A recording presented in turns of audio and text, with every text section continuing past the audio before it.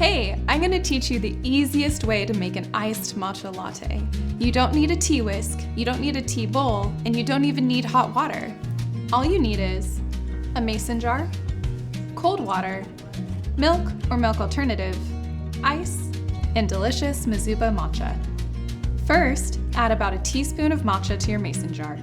Mizuba Organic Culinary Matcha is perfect for iced lattes, but our daily or house organic matcha works great too.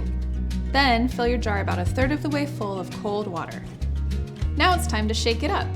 Shaking thoroughly gets rid of clumps and creates an elegant, frothy matcha. You can add milk and ice directly to the jar, but I like the look of layering matcha on top of ice. I'll just grab my glass and pour the matcha on like this. You can stir to integrate or sip right off the top for a blast of umami-rich flavor. And if you like the sweeter side of things, that's great too. Sometimes I'll add a splash of maple syrup or honey. That's my favorite. Cheers!